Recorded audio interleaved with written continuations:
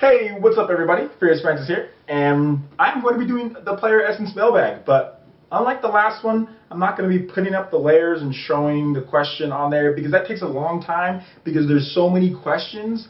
I don't want to have to take forever editing this thing, so you're just going to have to listen to me talk, and maybe there'll be a video playing. So, sorry for the delay as far as getting the Playeressence Mailbag up. I've just been busy with the website. There was some stuff that happened, a couple crashing and some slowness going on, so I had to make sure that was all good, got that straightened up. So I'm going to go ahead and get this Playeressence Mailbag up to you today. So we are chugging along towards E3 and all the good stuff coming along. So I've got a ton of questions here. I'm going to rapid fire down as many as I can. Remember to put your questions in the comments below and I will answer them on the following week's Playeressence Mailbag. So let's go ahead and get right to this. Now, I butchered his name last time, but I've been told how to say it now. Griffin of Mike. Holla, Griffin of Mike. What's up, man? Love the fact that you're really active on the site, man. Thank you for all of the questions that you send in. I will answer as much as I can right now. So, Griffin of Mike says, should Nintendo and Sega develop a deeper partnership and make more exclusive games for the Wii U?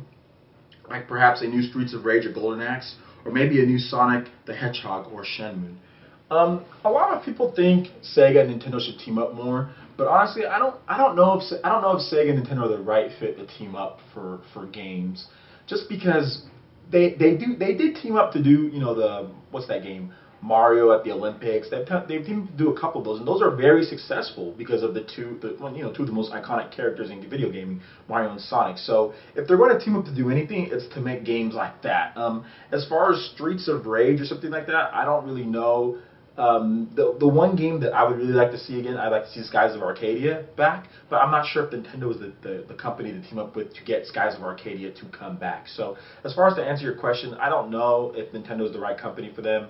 I think that just the Mario and Sonic at the Olympic stuff, I think that's good for Nintendo and for Sega, but as far as anything else, Sega might be better off teaming up with somebody else, just not Gearbox for Aliens Colonial Marines. Eesh. Anyway, so next question, Griffin of Mike again. What's up, man? Do you think Retro's new game engine will be used for third-party developers for Nintendo Wii U games, maybe ports of PS4 and Xbox 720 games to make them look just as good? No, I don't think Nintendo's going to be, shelling out their new engine for third-party Wii U developers. I think that's going to be something that's going to be handled in-house. So I think, like, let's say Monster Games wants to use the engine. Okay, cool. Or let's say one of the other teams, Game Freak, wants to use the engine for like a Pokemon game or something like that. They'll let them do that. But as far as like handing it out to Ubisoft or anything like that, I don't think Nintendo's going to get in the business of doing stuff like that.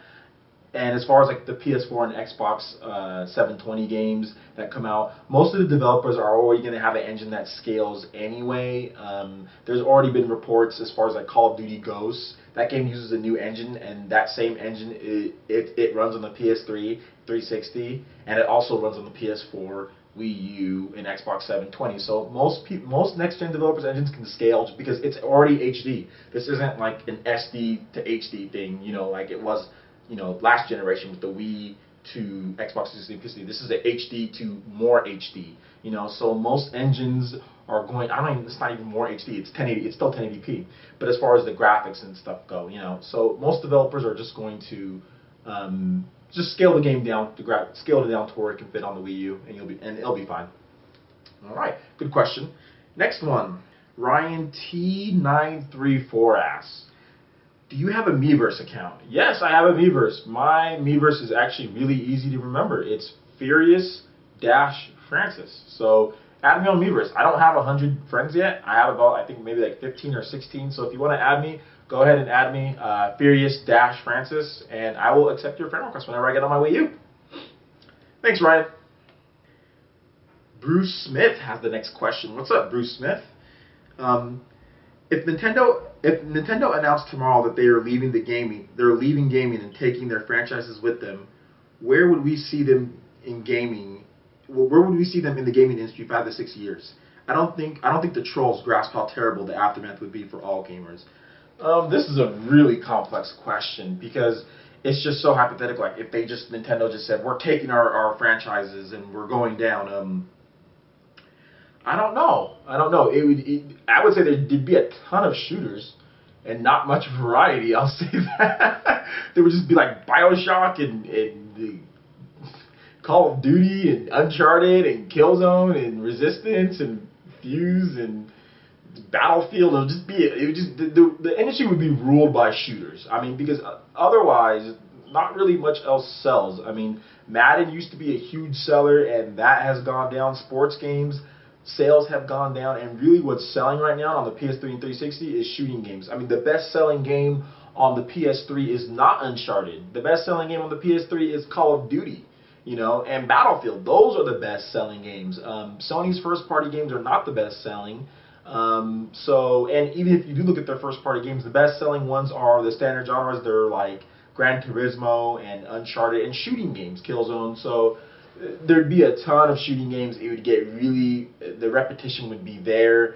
And honestly, I would lose a little bit. I would not be as big of a gamer anymore, just because Nintendo provides a lot of alternatives to the mass amounts of shooting games out there. So it would be bad. I would just say that. As a fan, I know I'm a fan of Nintendo, but as a fan, it wouldn't be good. I can tell you that right now. Next question. Griffin of Mike again. What's up, dude? Do you think it's likely that Nintendo will make a Mario game where players can create and upload their own Mario levels online, like Little Big Planet, which Reggie did say he liked the idea of, and call it like Mario Online? I think it's possible. They've been kind of dabbling in that thing, like with the I think it's like Mario versus Donkey Kong, or Mario Minis on the Move, or Wario Do It Yourself. They have games where you can kind of have user-generated content, and I know that Super Smash Bros. Also have like a stage creator to where you can upload those online and get new levels and stuff like that. So they've kind of dabbled, you know, with creating your own levels and content, and I think it'd be interesting for a Mario game. The only thing is that for Mario games, they require like such precise, like the level design of those games are usually so good, it would be hard for most, you know, regular people to get into it. I know when I first played Little Big Planet, I was excited about the level creation, but there's just so many crappy levels out there that are just like so boring and not well done, and they just get destroyed by the regular levels. I'm just not sure if people could create levels as good as Nintendo's levels, so I don't know if Nintendo will fully pursue it, but I think we might see something on a smaller scale, maybe on eShop release, something like that. But as far as a main Mario title, I'm not sure about that one. Alright, good question though, Griffin of Mike. Next question. Alright, Golden Mushroom 64 writes, do you think Nintendo will still be able to get a good response with their big game reveals, even with the different E3 presentation style?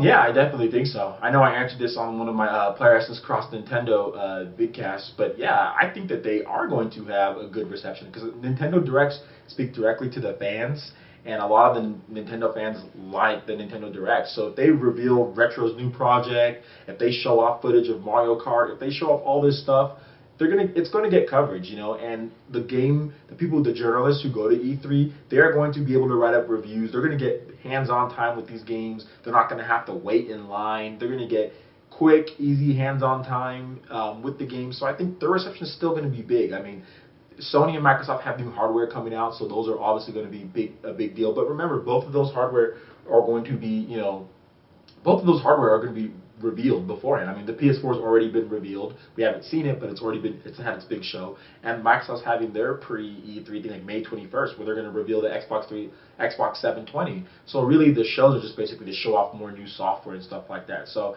I still think Nintendo's going to have a great E3, and we're just going to have to stay tuned, because I think it's going to be really cool what they do. All right, good question, man. Next question. Pokemon Rampage says, the dev that said Xenoblade Chronicles was just a small step towards X, and since the open world in Xenoblade was about 4 to 5 times the size of Skyrim, what do you think X's open world will be? Like, will it be larger than Skyrim's?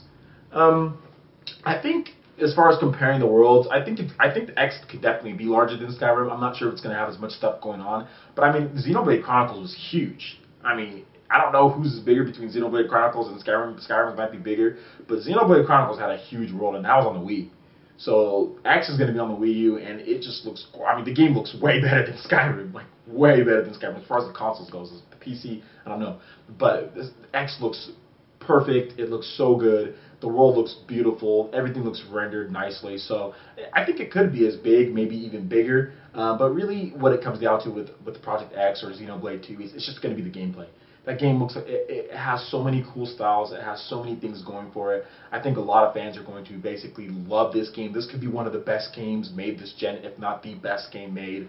And really, you just have to worry about the gameplay because that's what's going to be awesome about the game. So, yeah, the world's going to be huge. I'm not sure if it's going to be bigger than Skyrim's. I think it will be, but hey, I'm just looking forward to the game, man, because it looks amazing. All right, so that basically wraps up the Player Essence Mailbag. Remember, if you guys have any questions, please put them in the comment box below. Sorry for the delay on getting this mailbag this mailbag out. Hopefully, I can get them out faster. And remember, they're going to be on Wednesdays, if not on Wednesdays, on Thursdays, but I'm aiming for Wednesday. All right, once again, I'm Playeressence Francis. Make sure you check out the website in the description below, playeressence.com, and we will see you guys next time. Peace.